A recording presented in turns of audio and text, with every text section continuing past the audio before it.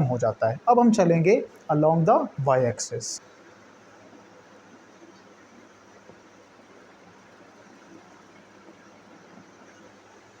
Along y axis जो है उसको फाइंड आउट करने के लिए हम उसके वाई कंपोनेंट्स को उठा लेंगे। वाई कंपोनेंट्स को कैसे उठाया जाएगा, यहाँ से हम आर से लेकर पी तक का जो डिस्टेंस है उसको हम लिखने जा रहे हैं। यानी मैं यहाँ पे लिखूँगा R P distance is basically equals to, यहाँ से देखा जाए तो आर से लेकर पी तक का डिस्टेंस दो तरह के डिस्टेंसेस का सम है, आर से लेकर एस तक प्लस एफ से लेकर पी तक। तो मैं यहाँ पे लिखूँगा R P distance is the sum of R S plus S P. But एक बात मुझे मालूम है कि जो आर एस डिस्टेंस है वो किसी और डिस्टेंस के भी बराबर होगा। किसके बराबर है, आर से लेकर एस तक का डिस्टेंस और क्यू से लेकर एम तक का डिस्टेंस, ये दोनों आपस में बराबर हैं। तो मैं आर एस डिस्टेंस की जगह पे लिखने जा रहा हूँ क्यू एम डिस्टेंस, ठीक, क्यू एम डिस्टेंस। देयरफॉर तो मेरे पास सारी वैल्यू चेंज हो जाएगी। आर पी डिस्टेंस उसकी जगह पे मुझे पता है कि आर से लेकर पी तक का जो डिस्टेंस है वो तो मेरे पास आर वाई के बराबर है। तो मैं यहाँ पे लिखूँगा R Y and which will becomes equals to R S. गौर से देखिएगा आर एस और क्यू एम आपस में बराबर हैं, जबकि क्यू एम डिस्टेंस हम पहले डायग्राम में लिख चुके हैं, वो तो मेरे पास ए वाई के बराबर है। प्लस मेरे पास एस पी डिस्टेंस वो भी मालूम है, एस से लेकर पी तक का जो डिस्टेंस है वो भी किसके बराबर है, वो दरअसल बी वेक्टर के वाई कंपोनेंट के बराबर है। यहाँ तक वाई एक्सिस जो है वो मुकम्मल हो जाता है। लेकिन इसको रोकना नहीं है, क्योंकि अभी हम जा रहे हैं क्या करने, वेक्टर यानी आर वेक्टर जो है उसको फाइंड आउट करने। देखिए जब हम लास्ट लेक्चर जो हमने पढ़े थे उसके अंदर हमने ये चीज़ें डिस्कस की थी कि एक वेक्टर जो है वो अपनी दो चीज़ों को रिप्रेजेंट करता है। नंबर वन, एक तो वो अपनी डायरेक्शन को रिप्रेजेंट करता है, नंबर टू वो अपने मैग्नीट्यूड को एक्सप्रेस करता है। अगर आप एक वेक्टर ए वेक्टर है उसको लिखने जा रहे हैं तो एक वेक्टर ए वेक्टर को आप लिखेंगे उसका एक्स कंपोनेंट प्लस आई यूनिट वेक्टर और फिर उसका वाई कंपोनेंट और साथ में आ जाएगा जे यूनिट वेक्टर। यानी आई जे और के ये ऐसे यूनिट वेक्टर्स होते हैं जो किसी भी वेक्टर की जो डायरेक्शन है उनको रिप्रेजेंट करने के लिए यूज़ किए जाते हैं। तो हम उनको यहाँ पे इस्तेमाल करेंगे और हम यहाँ पे लिख देंगे आर वेक्टर, ठीक है। रिजल्टेंट वेक्टर यानी इसका आप हेडिंग क्या देंगे, आप लिखेंगे रिजल्टेंट, ठीक है, रिजल्टेंट वेक्टर। रिजल्टेंट वेक्टर कैसे लिखा जाएगा, जैसे मैंने यहाँ पे ए वेक्टर को ए एक्स आई ए वाई जे लिखा है, आप इसको बआसानी लिख सकते हैं रिजल्टेंट वेक्टर आर वेक्टर, और उसको लिखा जाएगा R X I plus R Y J K. और यहाँ पे क्या करेंगे, इनकी वैल्यूज़ को पुट कर देंगे। मेरे पास आर एक्स पहले से पता है, आर एक्स मेरे पास बराबर है ए एक्स प्लस बी एक्स के, और क्योंकि इसके साथ आई यानी अलोंग द एक्स एक्सिस है तो लगा देंगे। आर वाई की जगह पे लिखा जाएगा A Y plus B Y, और साथ में क्या मौजूद है, जे यूनिट वेक्टर, तो हम इसको लिख देंगे। उसके अलावा क्या करना है, हमने इसका मैग्नीट्यूड फाइंड आउट करना है अभी तक, और मैग्नीट्यूड के अलावा हमने इसकी डायरेक्शन जो है उसको फाइंड आउट करना है। आर वेक्टर के मैग्नीट्यूड को फाइंड आउट करने के लिए हम क्या करेंगे, क्योंकि हम पहले से जानते हैं कि किसी भी वेक्टर का जो मैग्नीट्यूड होता है उसको मालूम करने का जो फार्मूला होता है वो, फॉर एग्जांपल मैं यहाँ पे लिख देता हूँ, अगर ये वेक्टर ए वेक्टर है तो अगर इसका मैग्नीट्यूड हमें फाइंड आउट करना है तो मैग्नीट्यूड का मतलब है आई यानी जो आई के साथ मौजूद है उसका स्क्वायर, यानी उसके एक्स कंपोनेंट का स्क्वायर प्लस उसके वाई कंपोनेंट का स्क्वायर और उसका स्क्वायर रूट, तो ये मैग्नीट्यूड होता है। सेम हेयर, जब आप यहाँ पे रिजल्टेंट का मैग्नीट्यूड फाइंड आउट करेंगे तो आप यहाँ पे हेडिंग भी देंगे मैग्नीट्यूड, जस्ट मैग्नीट्यूड का हेडिंग दे दें और इसको सॉल्व कर लें। आप लिखें सिंस आर वेक्टर आपके पास बराबर था R X I plus R Y J K, ठीक, आर वाई जे के, तो आपने जब इसका मैग्नीट्यूड लेना है तो उसका मतलब होगा कि आई से पहले वाला यानी आर एक्स उसका स्क्वायर, जे से पीछे वाला यानी आर वाई उसका स्क्वायर और उसका पॉजिटिव स्क्वायर रूट, जबकि इनको इनकी वैल्यूज़ में चेंज कर दिया जाएगा। जैसे आर एक्स की जगह पे लिखा जाएगा A X plus B x और उनका स्क्वायर, इसी तरह आर वाई की जगह पे आ जाएगा A Y plus B Y और इनका स्क्वायर, और लास्ट में मेरे पास जो बात रह जाएगी वो आ जाएगी डायरेक्शन, ठीक है, डायरेक्शन। और डायरेक्शन क्या होती है, हमेशा याद रखिएगा, जब कभी भी हम वेक्टर की बात कर रहे होंगे तो डायरेक्शन का मतलब हमेशा एंगल थीटा होता है।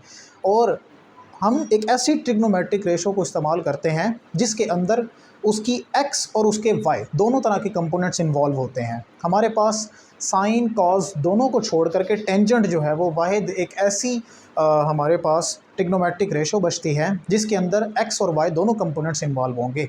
कैसे, मैं आपके सामने यहाँ पे ड्रॉ कर देता हूँ। देखें, टेंजेंट थीटा अगर मैं लिखना चाहूँ तो टेंजेंट थीटा जो है उसका फार्मूला क्या होता है?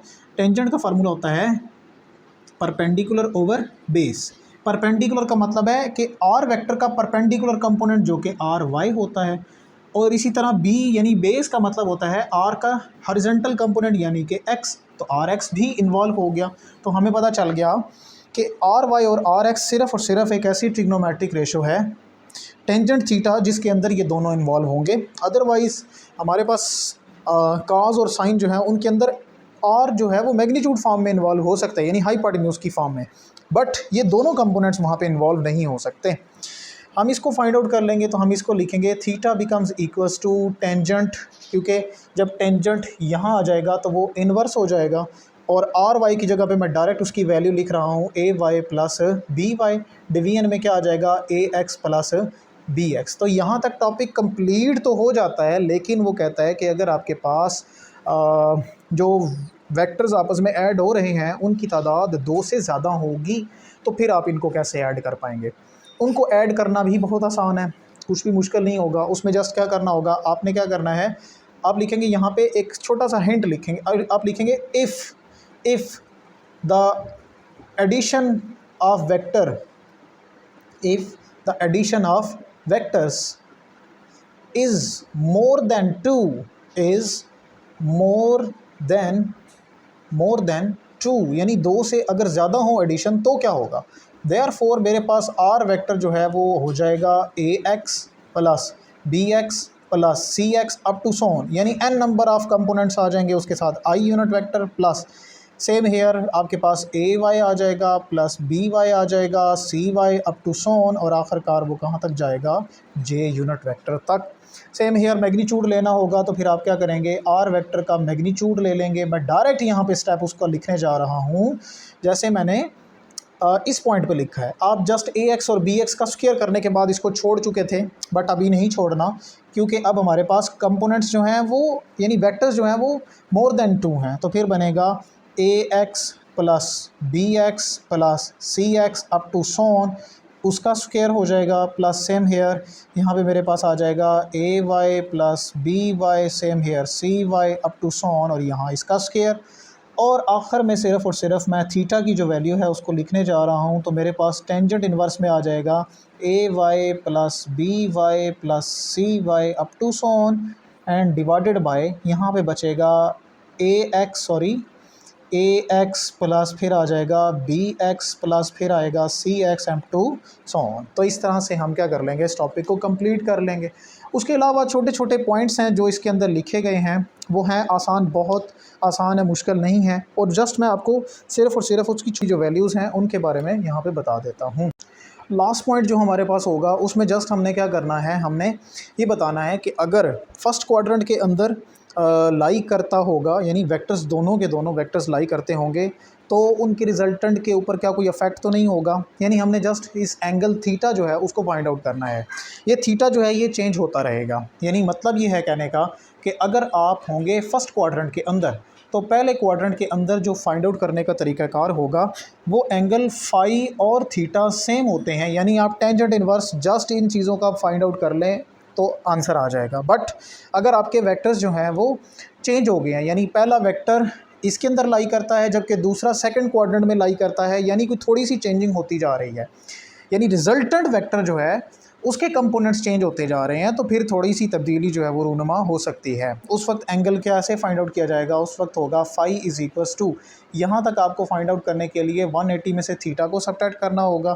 थर्ड क्वाड्रेंट में अगर आप चले जाते हैं तो आपको फाई एंगल फाइंड आउट करने के लिए 180 के अंदर थीटा को ऐड करना होगा, जबकि चौथा क्वाड्रेंट होगा उसके अंदर आपने क्या करना है, 360 में से आपने थीटा एंगल को सब्ट्रैक्ट कर देना है, तो आपको यहाँ तक एंगल जो है वो मिल जाएगा। इस तरह से आप क्या करेंगे, वेक्टर्स की जो डायरेक्शन है उनको मालूम कर लेंगे। यहाँ तक हमारा टॉपिक कंप्लीट हो जाता है। इंशाल्लाह जो नेक्स्ट लेक्चर होगा वो हमारा प्रोडक्ट ऑफ द वेक्टर से रिलेटेड होगा।